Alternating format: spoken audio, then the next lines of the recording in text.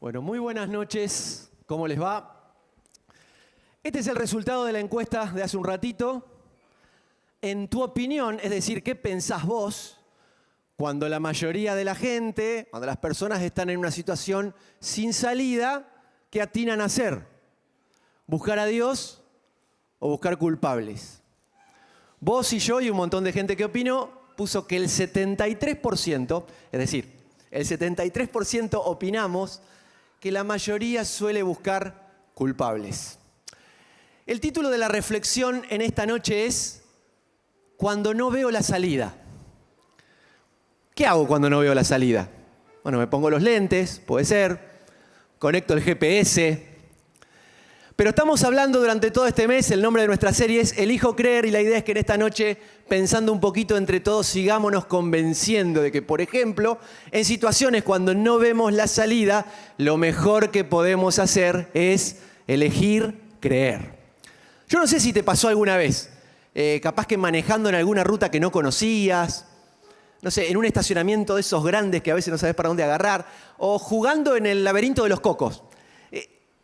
Una cosa es tener esa sensación de que no sé por dónde salir hasta que pregunto y alguien me ayuda, pero otra muy distinta es cuando en la vida te tocan vivir situaciones bien complicadas, de esas que se terminan transformando en toda una encrucijada, en la que según el dicho popular vos te encontrás entre la espada y la pared. La pared que no se mueve, la espada que no la querés, y decís que elijo. No quiero elegir ninguna de las dos. Pero ¿dónde está la salida? No la veo. ¿Qué hago? Bueno, vamos a ver en el capítulo 11 de Hebreos. En el primer versículo, lo vimos el otro día, durante todo este mes vamos a repasar esta hermosa definición de fe que aparece ahí en Hebreos 11.1. Dice, la fe es nada menos que la confianza de que en verdad sucederá lo que esperamos. Es lo que nos da la certeza de las cosas que no podemos ver. A veces, según la versión de la Biblia, te cambia alguna frase, alguna expresión. La idea es la misma, pero volvélo a leer. Es muy lindo. Es muy profundo. La fe es la confianza de que en verdad sucederá lo que esperamos. Es lo que nos da la certeza de las cosas que no podemos ver. A partir de ahí, durante el capítulo se transforma en una verdadera galería en donde aparecen héroes que pasaron a la historia porque se animaron a creer en circunstancias complicadas. Y empieza a nombrar mucha gente. Y en el versículo 29 no nombra a una persona, más bien nombra a un grupo grande de personas, que es todo un pueblo, y es el pueblo de Israel. Dice esto Hebreos 11:29. Fue por la fe que el pueblo de Israel atravesó el Mar Rojo como si estuviera pisando tierra seca. Pero cuando los egipcios intentaron seguirlos, murieron todos ahogados. Yo quiero que, todos nosotros sabemos por la Biblia o por la cultura popular que una vez el Mar Rojo se abrió, se ve que Israel pasó en seco. Esa idea la tenemos todos, pero ¿qué te parece si por un ratito nos frenamos, nos metemos en algún detalle de la historia para llevarnos algo acá adentro esta noche? Algo que nos sirva para situaciones que podemos estar atravesando. ¿Quién te dice que quizás vos sos el que estás esta noche como entre la espada y la pared en alguna situación?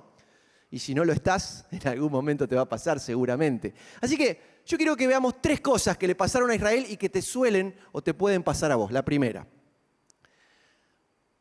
muy posiblemente te va a pasar que te sientas acorralado en algún momento. ¿Por qué Israel estaba acorralado? ¿Cuál era la espada y la pared de Israel?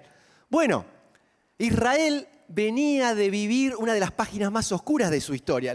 Lo repasamos en un minuto. Venía de sufrir una cruel, inhumana, muy injusta esclavitud en Egipto. 400 años, 430 años, dice la Biblia, que el pueblo de Israel pasó viviendo esta parte muy fea de su historia. ¿Cómo había llegado Israel a Egipto? Bueno, por si no sabés, una vez Dios quiso elegir un pueblo. Quiso elegir un pueblo en el medio de la humanidad de aquel entonces para que le mostrara al resto que se podía vivir con un estilo de vida diferente, que se podía vivir de una manera superior, con otra fe, con otros valores. Para eso eligió un hombre que se llamaba Abraham. Y por una historia que realmente es de película, un bisnieto de Abraham llamado José no solamente termina viviendo en Egipto, sino que termina siendo el segundo después de Faraón, el rey de Egipto, que era el reino más importante de ese momento. Así que José manda a traer toda su familia, toda esta familia que se iba a transformar en un gran pueblo que Dios había elegido. Menos de 100 personas, más o menos 70 personas, dice la Biblia. Empezaron a pasar los años y esta familia de Israel se empezó a multiplicar, tanto que los próximos faraones tuvieron miedo de que este gran pueblo se rebelara, se plegara a algún enemigo y realmente pudiera hacer sucumbir el imperio. Así que los empezaron a esclavizar. Pasaron 400 años en los que muchos nacieron siendo esclavos, vivieron siendo esclavos y murieron siendo esclavos. Y los padres le contaban a los chicos de un Dios de sus antepasados. Como parte de la cultura y de la tradición, le pasaban la fe. Le hablaban de un Dios que era poderoso, que tenía promesas, que un día los iba a sacar de ahí, le iba a dar una tierra prometida. Pero muchísimos pibes nacieron, se hicieron grandes, dejaron de ser pibes, fueron viejos y murieron sin ver nada.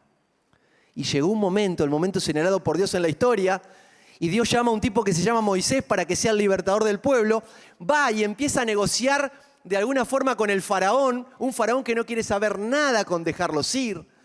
Pero Dios, después de mandar 10 plagas, una peor que otra, para el pueblo egipcio, no solamente hacen que el faraón pueda ceder, sino que el faraón le termina pidiendo, por favor, váyanse de acá, llévense todo lo que quieran. Ya tenían miedo de que Egipto sea destruido. Y es así como el pueblo de Israel llega a este punto de vivir un momento soñado, el momento más feliz de sus vidas. Salen dejando atrás Egipto, la esclavitud y toda esa vida miserable, liderados por un Moisés que parece que lo guía a Dios, y ahí van. Yo resumí en 2 minutos. Imagínense no solamente cuántos años de expectativa, sino cuánta vivencia junta que estaban viviendo en lo profundo de su ser. Estas personas que ya eran más o menos cerca de 2 millones de personas. No era un grupito que estaba saliendo. 2 millones de personas. Y esto es lo que vamos a leer en Éxodo capítulo 14, versículo 5. El pueblo de Israel había ido hacia el lugar que Moisés había dicho que Dios decía que había que ir, acampando a poquito de haber salido en la orilla del mar, en pleno desierto. Dice en el versículo 5, Éxodo capítulo 14, cuando al rey de Egipto le llegó la noticia de que los israelitas habían huido, el faraón y sus funcionarios cambiaron de parecer. ¿Qué hemos hecho al permitir que todos estos esclavos israelitas se fueran?, se preguntaban. Y dice en el versículo 9, los egipcios los persiguieron con todas las fuerzas del ejército del faraón, todos sus caballos y sus carros de guerra, sus conductores y sus tropas. Y alcanzaron al pueblo de Israel mientras acampaba junto al mar, cerca de Pihairot, frente a Baal Zephón. Mientras el faraón se acercaba, imagínate, los israelitas levantaron la vista y se llenaron de pánico al ver que los egipcios los alcanzaban. De estar viviendo el mayor sueño de libertad que habían tenido, de pensar que ellos eran privilegiados, que estaban viviendo cosas que ni sus viejos, sus abuelos, sus bisabuelos habían podido vivir, de repente, de puro festejo, con el mar como una pared atrás, ven de frente una especie de espada, miles de espadas, que se vienen con Faraón y todo su ejército. Cuando a lo lejos empiezan a ver toda la polvareda que se arma del ejército que se viene, en una frase dice ahí el escritor, se llenaron de pánico. Pero imagínate vos, se les vino literalmente el mundo abajo. Se llenaron de pánico, de miedo, de terror, de desesperación, de tristeza, de desilusión, de bronca. Todo lo que habían soñado ahora se encontraba como sin salida. ¿Te pasó alguna vez a vos? Por ahí capaz que te está pasando. Que se te viene toda la estantería abajo por alguna noticia que te dieron, por algo que vos mismo viste, por una situación que de a poquito se fue empeorando y llegó hasta el límite, por una de esas cosas que pasan, que uno podría decir son de fuerza mayor, y vos no tenés mucho para hacer, pero bien que te morfás todas las consecuencias. Cuando pasan estas cosas, uno siente todo esto junto. Y se hace un montón de preguntas, un montón de planteos, un montón de interrogantes que no siempre tienen respuestas claras. Y muchos de ustedes saben por qué les ha pasado o les está pasando. Y si nunca te pasó, con algunos anitos más te digo, te va a pasar. Y uno se empieza a preguntar, ¿esto se pudo evitar? ¿Fui yo? ¿Fue mi error? ¿Qué hice? ¿Esto es una verdadera injusticia? ¿Hay algo para hacer? Y te empiezas a hacer un montón de preguntas que casi siempre desembocan en esa que no hay forma de no hacérsela. ¿Y por qué me tiene que pasar esto a mí? Está bien que yo no soy el mejor, pero tampoco soy una porquería de personas. Hay otras personas peores. ¿Será que realmente me merezco esto? El tema es que más de una vez en la vida nos podemos encontrar en una situación en la que hasta a veces físicamente no ves la salida. A Israel solamente a toda la gente le bastaba con abrir los ojos y mirar. No había una solución posible. ¿Qué hacer? Ojalá que vos elijas lo correcto para hacer en esos momentos. Hoy la pregunta era, ¿qué haces? ¿Lo buscás a Dios? ¿Buscás culpables?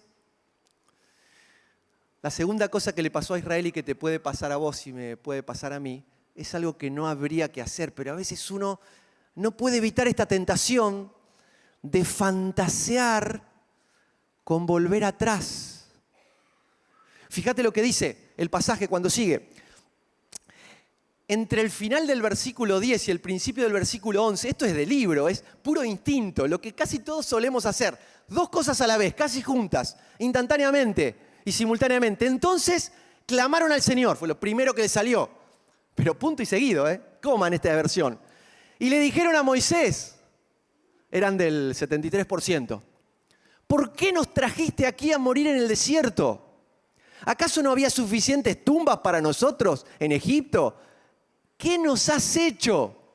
¿Por qué nos obligaste a salir de Egipto? ¿No te dijimos que esto pasaría cuando aún estábamos en Egipto? Te dijimos, déjanos en paz, déjanos seguir siendo esclavos. Parece mentira lo que estamos leyendo, ¿no? Pero esto era de verdad. Déjanos seguir siendo esclavos de los egipcios. Es mejor ser un esclavo en Egipto que un cadáver en el desierto. Fuerte, ¿no?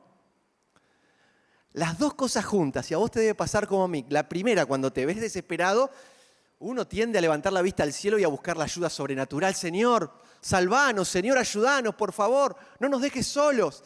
El ejército que se venía, Dios, Dios. Pero mientras estás diciendo Dios, ayúdame, está esa cosa humana que enseguida nos hace buscar un culpable. Ellos lo encontraron enseguida. Moisés. Moisés, vos sos el culpable. ¿Te pasó alguna vez que un grupo de personas vino como a apurarte o a meterte presión, a quejarse de algo? No sé, quizás en tu trabajo, en algún lugar. Una cosa es que te rodee un grupo de alumnos, un grupo de empleados, un grupo de vecinos. Esto eran casi 2 millones de personas queriéndoselo comer crudo a Moisés. ¿Qué hiciste, Moisés? ¿Por qué nos obligaste? Como que Moisés hubiera agarrado un látigo y los quería sacar de ahí. El látigo era el de los egipcios que todos los días lo tenían esclavos. Teníamos suficiente cementerio en Egipto. ¿Para qué había que venir a morirse acá?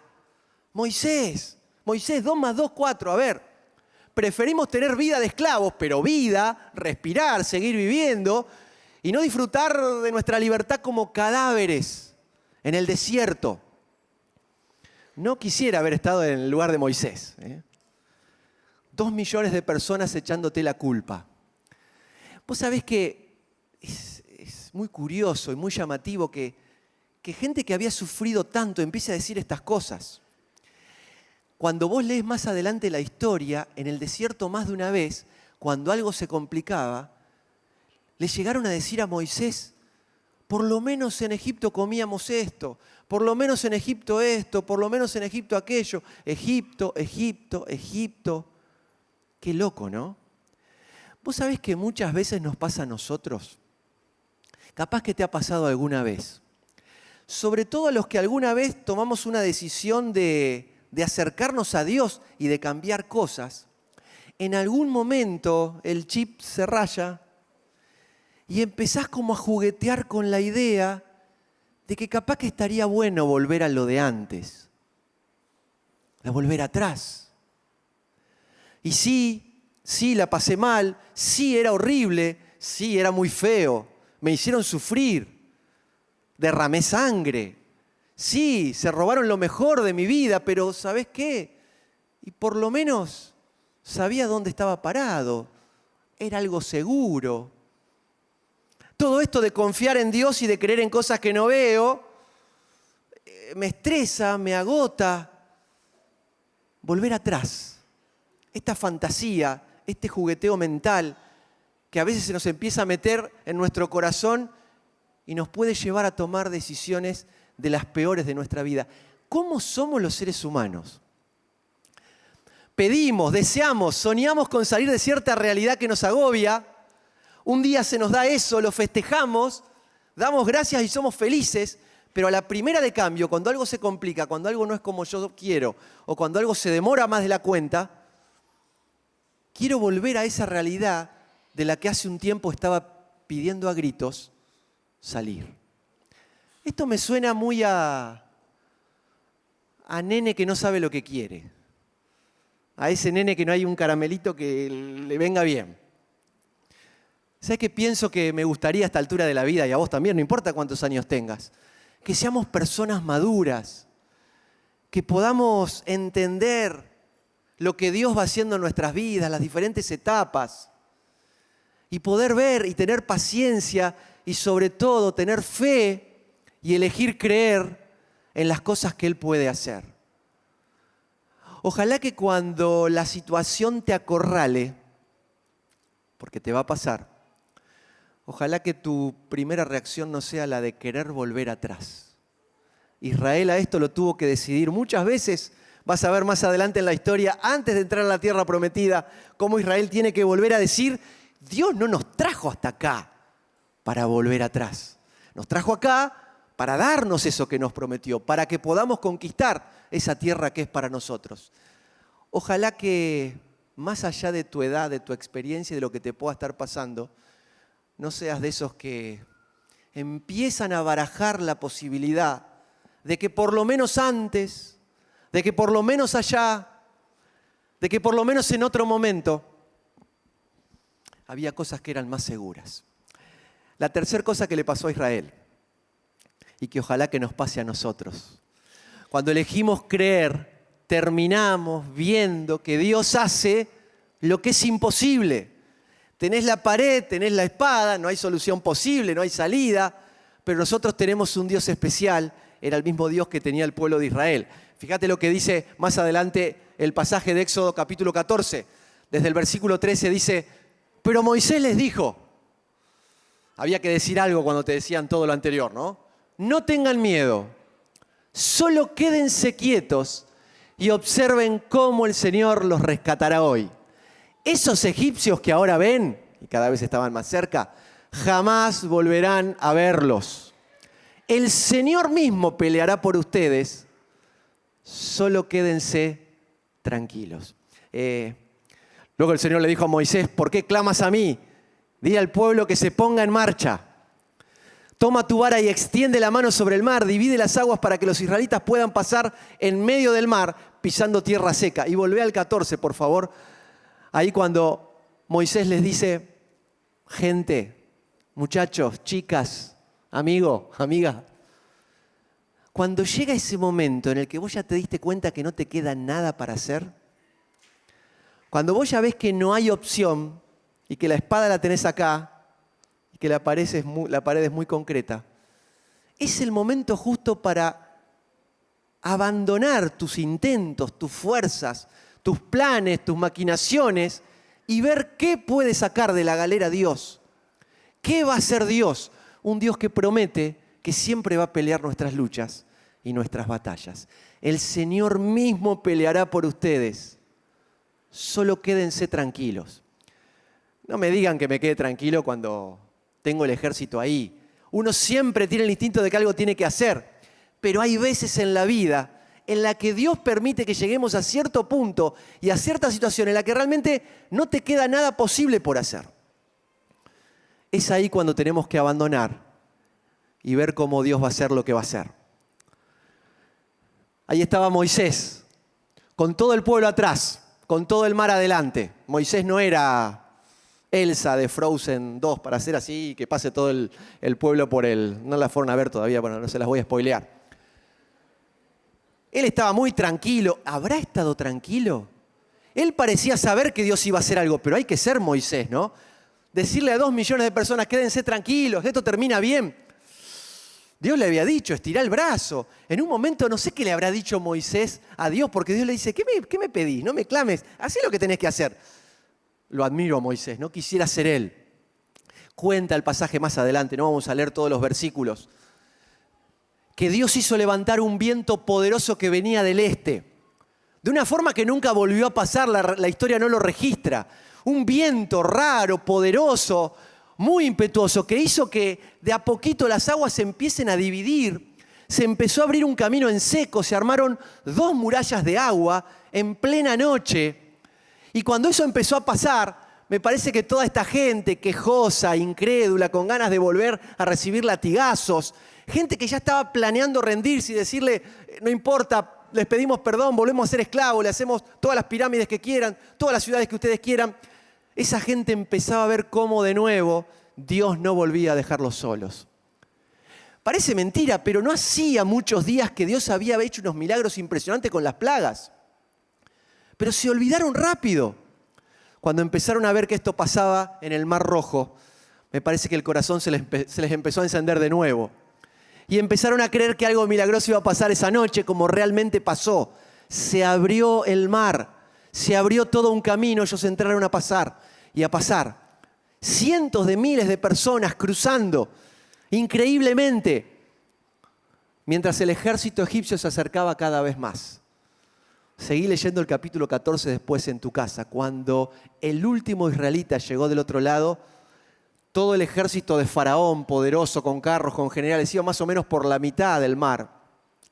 Dice la Biblia que le empezaron a pasar cosas. No se les pinchó la rueda porque no eran ese tipo de ruedas, pero se les empezaron a desencajar las ruedas de los carros. Empezaron a pasar, ya demasiado sobrenatural era todo lo que estaba pasando. Cuando ellos se dieron cuenta que físicamente se les trababa todo, se avivaron y enseguida dijeron, volvamos. Contra este Dios no se puede. Ellos también empezaron a recordar las plagas. Y cuando quisieron empezar a volver, con todos los israelitas en seco del otro lado, el mar empezó a volver con su cauce normal. Todos los carros, todos los egipcios que habían ido cruzando, terminaron muertos. Toda la amenaza del pueblo de Israel terminó debajo del agua. Yo elijo creer que muchos de mis problemas, que muchas de mis situaciones que a veces me tienen acorralado, pueden morirse vivos y ahogados dentro del mar. Elijo creer, y ojalá que vos también, en un Dios que siempre tiene la última palabra, que la situación puede estar complicadísima, pero siempre la última jugada la tiene Dios. Ese mismo Dios que estaba con Israel es el Dios que tenés vos y es el Dios que tengo yo.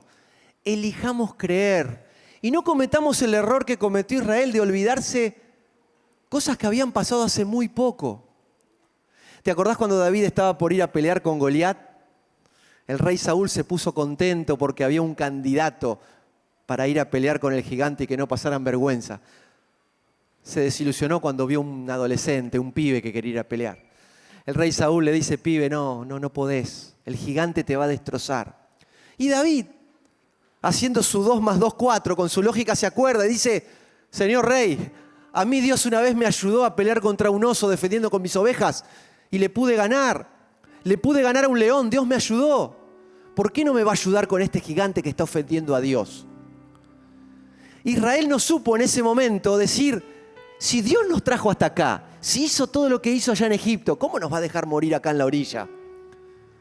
Ojalá que vos tengas la capacidad esta noche de recordar todas las cosas que Dios ya hizo por vos, todas las veces que te sacó, todas las veces que te salvó, ¿por qué no lo volvería a hacer una vez más?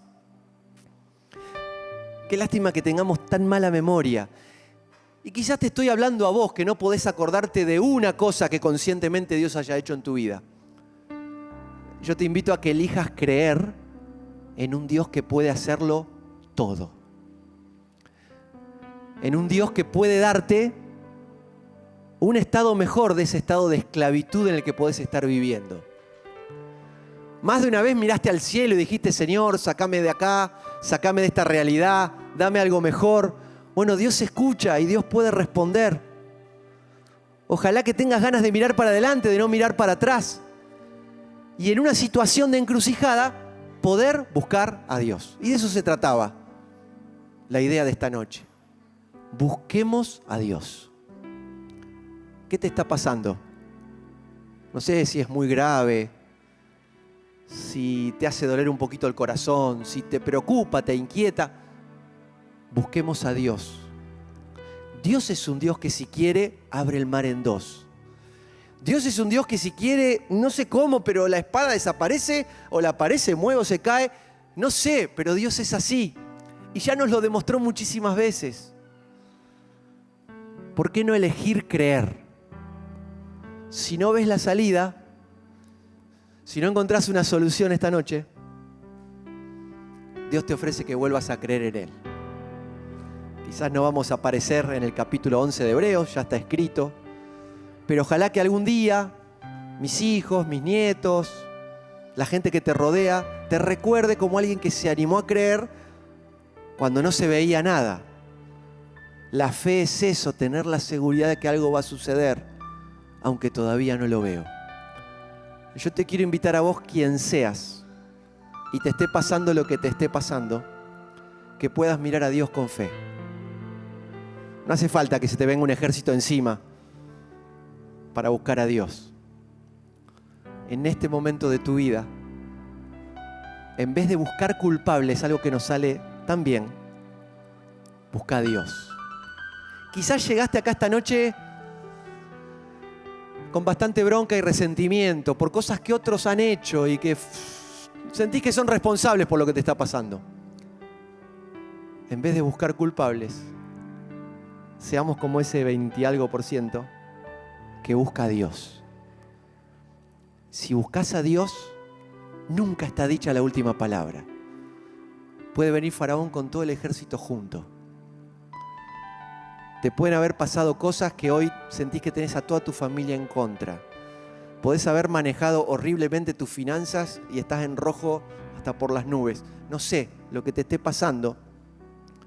Al buscar a Dios, siempre hay una esperanza. Porque Él tiene la última palabra. Vamos a orar. Anímate a buscar a Dios.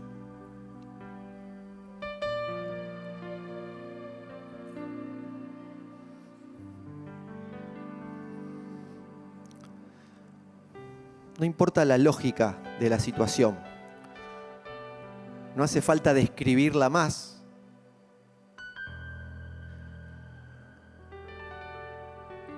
Está claro que la salida puede no existir, pero aparece Dios una vez más. Abrí el corazón y encontrate con Él.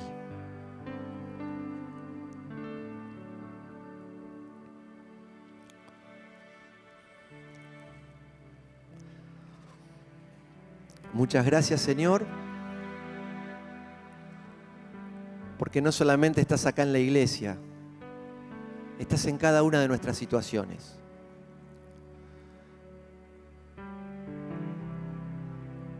Señor, te confesamos que a veces nos quedan muy lejos estas historias que uno ve en la Biblia, no solamente porque pasaron hace mucho tiempo.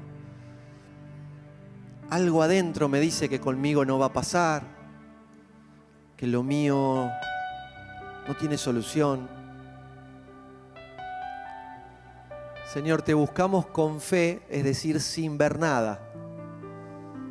Pero nos queremos animar a creer. Señor, aún sin sentir nada esta noche, queremos animarnos a tener fe, que estás cerca, que nos podés ayudar.